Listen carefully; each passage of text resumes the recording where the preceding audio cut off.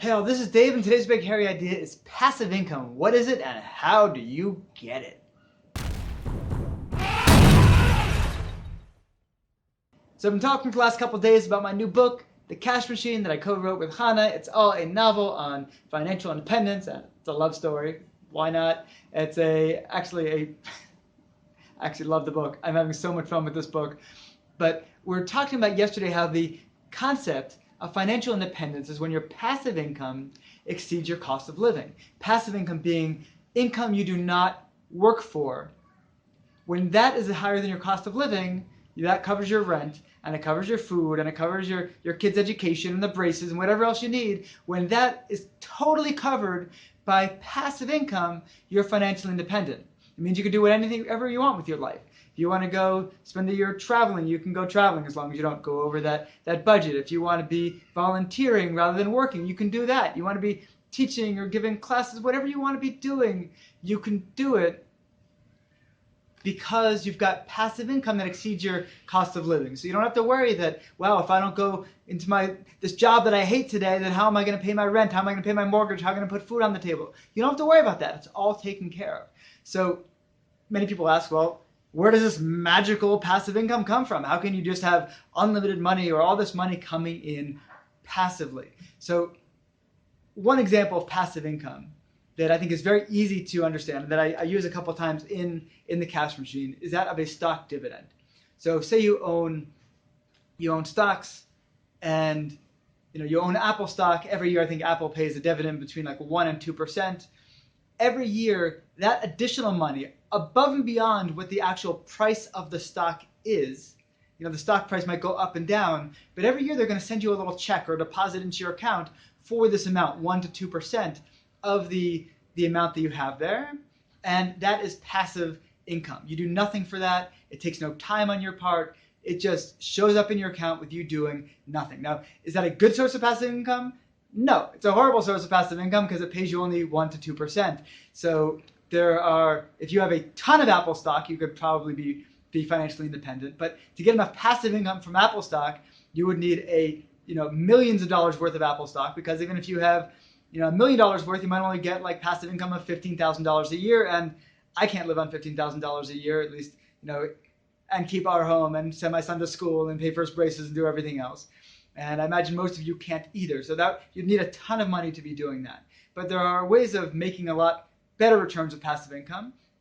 Another one of those, that probably the most common one that people talk about when they talk about passive income, is rental real estate. So say you own a property that is fully managed. If you have to manage your own property, then you've got yourself a job, so it's not fully passive. But if you have a rental property, or even rental properties, like our landlords, they probably do a couple things per year. Like we're easy tenants, you have good long-term tenants. If you have such a small amount of real estate with reliable tenants, that can be very passive.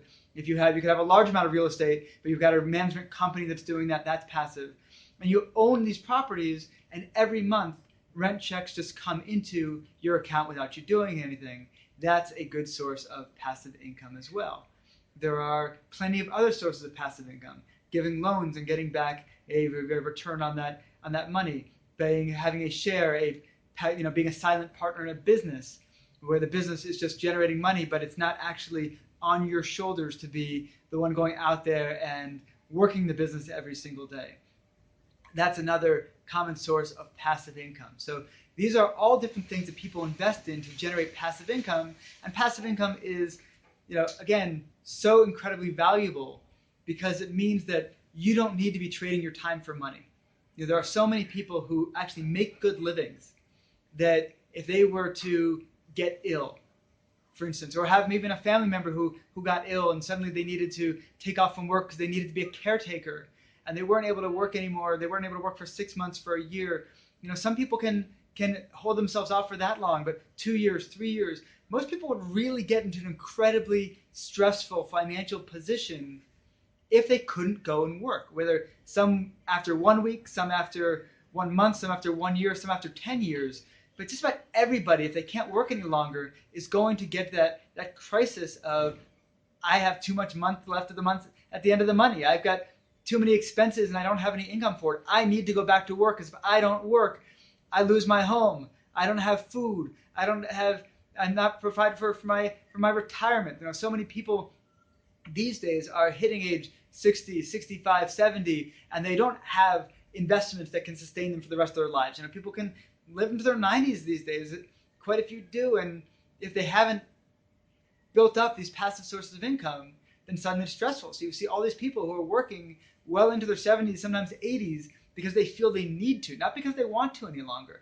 Like my father is still working at this point because he wants to, but he's pulled way back because it's like, okay, he's at that, he prepared for that retirement, but so many people haven't done so. I remember 30 years ago, he was preparing for retirement. 40 years ago, he was preparing for retirement. But so many Americans at this point, and people all over the world, just live so hand to mouth, and they can live for decades after retirement. Where's that money supposed to come from?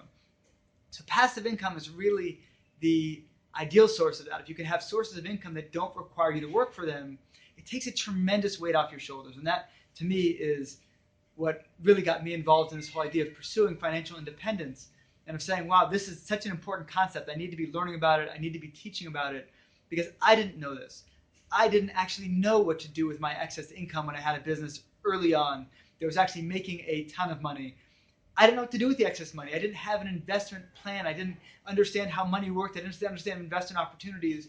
And so I soon kind of found ways to make sure I wasn't earning any additional income. I was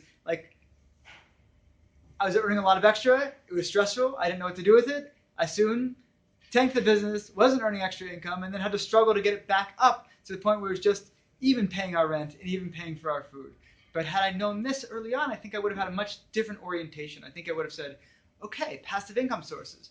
If I can invest enough of my active income into passive income sources, buying real estate, buying properties, buying shares in businesses where I'm a silent partner, then eventually I can get to the point where all of my family's expenses are covered without me having to bring in any active income. And any active income I bring in, it doesn't mean I'd quit. It doesn't mean I'd get rid of my business. But it means that, okay, I can start adding things on top of that.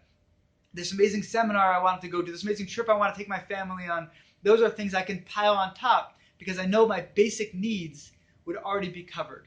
And the active income would just be the cherry on top. So that's the idea of passive income, and some ideas of what passive income can be. Again, things like stock dividends, real estate returns, passive real estate returns where you're not actively managing them, or you're managing them at a very easy low level, it's just a few apartments with regular tenants, silent partnerships in businesses. These types of things are where you get sources of passive income, and they are even more abundant for what we call accredited investors. Accredited investors have opportunity to get into passive income sources that those who are not accredited investors simply don't. So what exactly is an accredited investor? Well, we'll hit that one tomorrow.